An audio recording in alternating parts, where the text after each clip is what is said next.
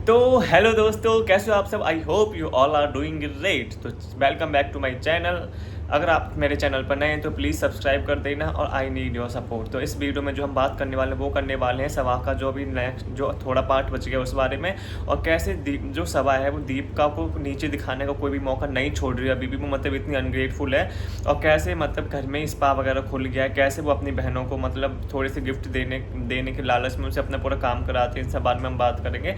तो चलिए इस वीडियो को स्टार्ट करते हैं। तो हमने एंड में देखा था कि कैसे जो है वो सब लोग जो है जो ड्राई फ्रूट्स के वो बना रहे थे, उसके लिए लड्डू बनाने की कोशिश करते क्योंकि उसको कुछ खाना था मीठा। तो बाहर तो इतना मीठा खा नहीं सकती, डॉक्टर ने मना किया है। तो घर का बना हुआ ये छोटे मोटे शुगर फ्री लड्डू वगैरह अगर आप बना देते हो तो वो खा सकते हो। तो वो वही बनवा रही है। यहाँ पर भी उसका ये कि उसकी क्रेविंग खत्म नहीं होनी चाहिए। उसको जो क्रेविंग कर रहा है उसके ऊपर बिल्कुल भी उसका कंट्रोल नहीं है कि उसको जो खाना है वो खाना ही है, किसी भी कीमत पर उसको खाना है। उसको नहीं किसी की भी नहीं पड़ी है यहाँ पर, नहीं अपने वेट की पड़ी है, नहीं बीपी वगैरह जो डॉक्टर ने मना किया था, नहीं। फिर उसको खाना है तो खाना है, उसका मन कर रहा है तो मन कर रहा है। यहाँ पर फिर से वो ये बात अपने भाभी को मतलब दिखाने के लिए सब वो कर रही है कि मतलब देख ली भाभी, जब आपकी प्रेग्नेंट थी तो आपके लिए किसी ने लड्डू नहीं बनाया, किसी ने इतनी पैम्परिंग वगैरह नहीं करी, और मुझे देख लीजिए जब मैं प्रेग्नेंट हूँ तो मेरे लिए कितना सब कुछ हो रहा है। तो यहाँ पर जो है दीपिका के लिए मुझे बहुत ज़्यादा बेकार लगता है, क्योंकि दीपिका ने अपने टाइम पर जब वो थी उसने बहुत कुछ किया था इन लोगों के लिए, बहुत कुछ करती थी वो इन लोगों के लिए। पर जब उसका टाइम आया था, जब ये लोग उसको रिटर्न कर पाते, उसकी देखभाल कर पाते, तो उन्होंने कुछ भी नहीं किया। यहाँ पर मुझे अपने घर की और अपने उन आसपास की भी मैंने कई लेडीज़ों से बात सुनने को मिली है, और मैंने अपने घर में भी कई बार सुना है ये कि जब लेडीज़ प्रेग्नेंट होती हैं उस टाइम जिस हिसाब से आप उनको वो करते हो मतलब वो करते हो, क्या बोलते हैं, वो करते हो, अरे यार जिस हिसाब से आप उनको रखते हो या जिस हिसाब से आप उनको मतलब पूरी यादें वगैरह देते हो उस टाइम की, या तो आप पैम्पर कर रहे होगे या पैम्पर नहीं कर रहे होगे उनको, तो वो उनको हमेशा के लिए याद रह जाते हैं अपना जो फर्स्ट प्रेगनेंसी है और जो फर्स्ट चाइल्ड उनका होता है। उसके बाद से जो बहुत सारी लेडीज़ें बदल जाती हैं। मैंने बहुत सुना भी और मैंने देखा भी है, ये अपने घर में मैंने देखा है। अपने साइड में जो हम गाँव में रहते थे वहाँ पर मैंने बहुत सुना है। पहले गाँव में नहीं होता था इतना ज़्यादा, पर जैसे जैसे आप बढ़ते जा रहे हैं तो ऐसे ऐसे जब बातें खुलती हैं, अब सब लोग जैसे मॉडर्न हो रहे हैं, तब ये बात सामने आती है कि यार हमारे टाइम उस टाइम पर ऐसा हुआ तो उसके बाद हम इतना चेंज हो गए। तो अपनी सारी स्टोरीज़ वगैरह बताते हैं कि हमारे साथ क्या क्या हुआ, हमारी देखभाल नहीं हुई, हमारा ये नहीं हुआ, हम पूरा काम करते थे घर का, उसके बावजूद भी हम अपने बच्चे को संभालते थे, ये करते थे वो करते थे। तो मुझे दीपिका को देखकर सेम वही वाली सिचुएशन याद आ रही है जो मुझे अभी सुनने में आई थी। कुछ टाइम पहले भी अपने किसी रिलेशन में ऐसे हुआ था कि मतलब प्रेग्नेंट थी, उनको कोई ख्याल नहीं रखा। वो अभी भी सुनाती इस बात को कि मेरे साथ ये हुआ था वो हुआ था। तो इस बात पर मुझे लगता है कि दीपिका भी इसी वजह से चेंज हुई उसकी फर्स्ट प्रेगनेंसी के बाद, कि उसे समझ में आ चुका है कि अब जब वो फर्स्ट प्रेगनेंसी की मतलब उसको किसी ने कुछ भी पैम्पर नहीं किया, कुछ भी नहीं किया, और अब सभा जो उसके जो जख्म है उन पर और नमक छिड़कने का काम कर रही है। जो भी ये सब कुछ दिखाती रहती है अपने ब्लॉग में कि ये देखिए भाभी आपके लिए तो कुछ नहीं हुआ था, मेरे लिए इतना पैम्पर वगैरह हो रहा है, और वो मतलब यही दिखाने के लिए कि आपकी क्या हैसियत है हमारे घर में और मेरी क्या हैसियत है। मैं लड़की हूँ, मेरी शादी हो गई, उसके बावजूद मैं अपने मायके में रहूँ तब भी मेरी इतनी खातिरदारी हो रही है, और आप तो ससुराल में रहने के बावजूद भी मतलब इतनी अच्छी बहू होने के बावजूद भी आपकी कोई केयर कुछ वगैरह नहीं हुई थी।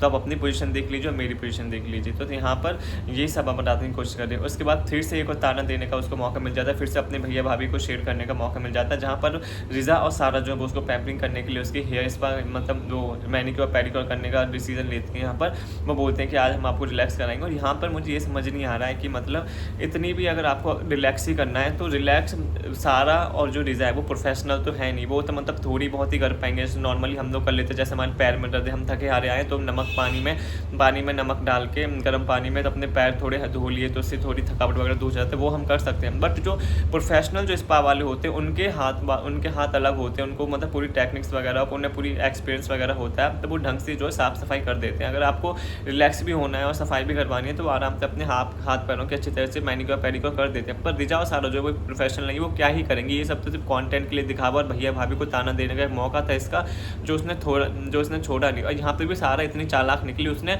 रिजा को पहले खुद से डिसाइड कर लिया कि जो रिजा है वो पेडिक्योर करेगी और मैं मैनिक्योर करेंगी, क्योंकि उससे भी पता उसको मुझे लगता है वो किसी के पैर छूना, पैर की गंदगी साफ करने से बिल्कुल भी गवारा नहीं था, इसलिए उसने वो रिजा को दे दिया, क्योंकि रिजा तो है ही इनके असली नौकरानी, वो कर लेगी, वो नहा ना भी इस मामले में कुछ नहीं करेगी, नहीं मुझे नहीं करना, उसे जो बोलोगे वो करेगी, क्योंकि वो मतलब है चमची है, उसकी सभा की चमची है।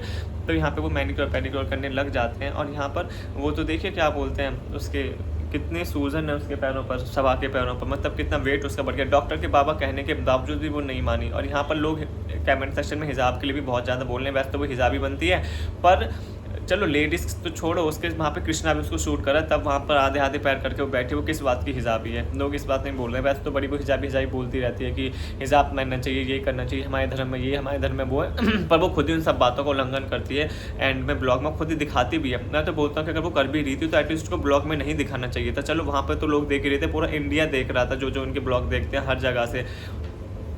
तो मुझे ये समझ में नहीं आया कि वो हिजाबी क्यों बोलती है फिर अपने आप को, जब इतनी सारी गंदी हरकतें उसे करनी होती हैं।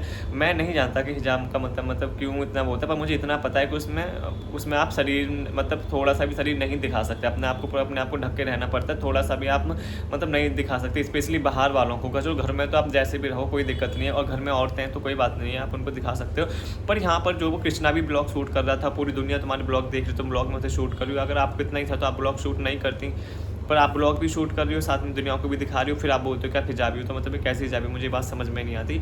उसके बाद आ जाते हैं, बीच में ही बोल देती उनको कि इस स्पा पे तो ऐसा होता है कि जब स्पा कर रहे होते हैं तो खाने पीने के लिए वो कुछ लाते हैं, तो इसको खाने पीने के लिए भी चाहिए सवा रानी को।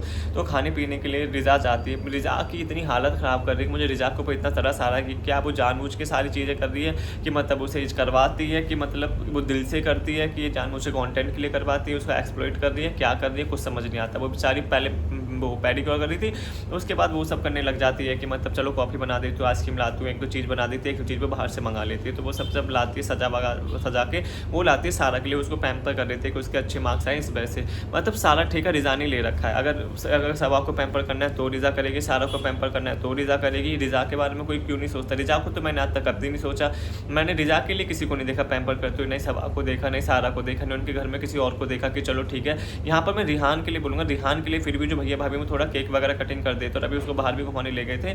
तो रिजा को सोचिए यार, रिजा मतलब रिजा को नहीं भैया भाभी भाव दे रहे हैं क्योंकि उन्हें पता है कि और वो देंगे भी क्यों, जब वो उनका कुछ काम नहीं करते, उनका कुछ काम की भी बात नहीं, जब उनकी सुनती नहीं है, जब उनके बारे में कुछ समझती नहीं है, उनको समझती नहीं है, उनके लिए बिल्कुल भी उसके मन में है ही नहीं कुछ, तो वो क्या ही समझे। फिर उन्होंने भी छोड़ दिया कि जा तू जिसके साथ रहती है खुश रह बस।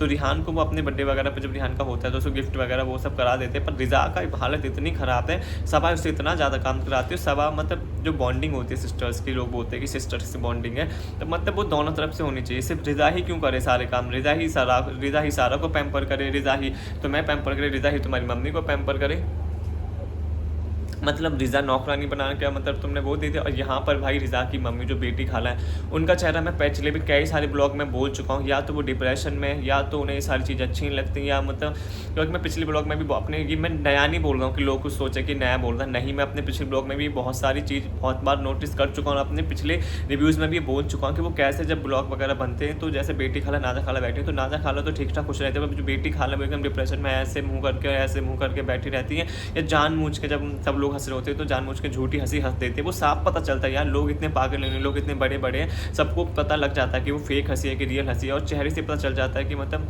जो खुशमिजाज लोग होते हैं, जो नॉर्मल खुशी रहते हैं, जो मतलब जिनके में ज़्यादा टेंशन नहीं लेते, उनके चेहरा अलग ही दिख जाता है। पर मुझे लगा है बेटी खाला उसकी रिजा की हालत देख के बहुत ज़्यादा परेशान है, जिस हिसाब से रिजा के साथ ही बिहेव कर रहे हैं कि मतलब उन्हें लग रहा होगा कि रिजा मतलब क्या नौकरानी बन के रह गई है, क्या बन के रह गई है उसको, मतलब क्योंकि सारा को भी सब लोग इतना पैम्पर कर रहे हैं, उसके बहुत अच्छे मार्क्स आए, रिजा को किसी ने नहीं किया था रिजा को, तो उन्हें लग रहा है कहीं मेरी बेटी नौकरानी बन के न रह जाए। मुझे उनके लिए इतना तरस वाला फील आ रहा है बहुत ज़्यादा, मतलब उन्हें ऐसा लग रहा है कहीं रिजा भी नौकरानी बन के न रह जाए, जिस हिसाब से इन्होंने बताया, क्योंकि वो हर बार जब देखो इनको पैम्पर ही करती रहती है, कभी सबा के पैर धुल दिए, कभी सारा के अच्छे नंबर आने पर उसके लिए गिफ्ट लेने के लिए भागी दौड़ी फिर रही है, फिर उसके लिए खाना पीना बनाती रही है। चलो ठीक है, मैं मानता हूँ वो दिल से ऐसा कर रही होगी, बट फिर भी यार अगर वो दिल से करी तो मैं भी उसके लिए कुछ दिल से करना चाहिए, जो उसकी अम्मी को लगे हाँ कि अगर वो उनके लिए दिल कर रही है तो मैं ऐसा बुरा क्यों मानूँ, क्योंकि सामने वाला इंसान भी उसके लिए कर रहा है, तो इसमें बुरा मानने वाली बात नहीं है। बट नहीं, ऐसा कुछ भी नहीं है। रिजा की तो हालत एकदम लोगों ने ख़राब कर रही है, स्पेशली बेटी खाला। तो बेटी खाला की मुझे ऐसा लगता है कि वो हैं ही क्यों यहाँ पर, वो चली क्यों नहीं जाती,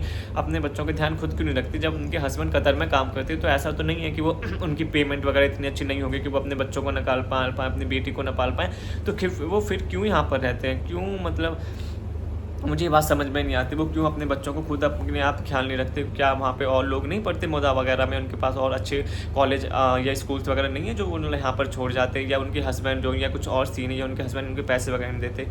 तो इस पे मुझे आप बताना कि मतलब ऐसा क्यों करती हैं वो। और जो दूसरा वो है कि मतलब कैसे क्या अम्मी से लड़ाई चल रही है सवा की, समझ नहीं आ रहा, क्योंकि वो काफ़ी टाइम से ब्लॉग में नज़र नहीं आ रही है। वरना पहले तो छोटी छोटी चीज़ों पे फल फ्रूट वगैरह कट गए तब भी वो आ जाती थी। खाने पे तो स्पेशली आ ही जाती थी वो खाने, चाहे कुछ काम करने आए चाहे नहीं। और काम तो वैसे भी कुछ नहीं करते, उनके पास 2 काम है, सिर्फ खाना है और सोना है और बातें करना है कभी कभी।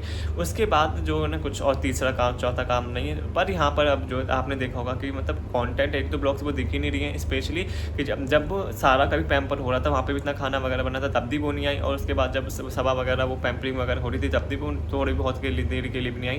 तो मतलब चल क्या रहा है भाई ये, मतलब क्या कुछ लड़ाई वगैरह हुई है जो उसकी अम्मी नहीं आ रही उनके कंटेंट देने, वो बोलेंगी यार तो बहुत हो गया, मैं तुम्हें कंटेंट नहीं दूंगी, तुम मेरा पागल बनाते हो, तुम ये बनाते हो, लोग मुझे ट्रॉल करते हैं, ये करते हैं वो करते हैं। या इसलिए नहीं आ लूँगी क्योंकि लोगों ने ट्रॉल करें कि दीपिका इब्राहिम के टाइम पर तो तुम उसके साथ नहीं गई थी, तब तो तुम्हें उसकी बिल्कुल फिक्र नहीं थी। अब बेटी के टाइम पर तुम पूरे टाइम उसके साथ ही रहती हो। तो हो सकता है मे बी ये वाला रीज़न हो, बट गॉड नोज।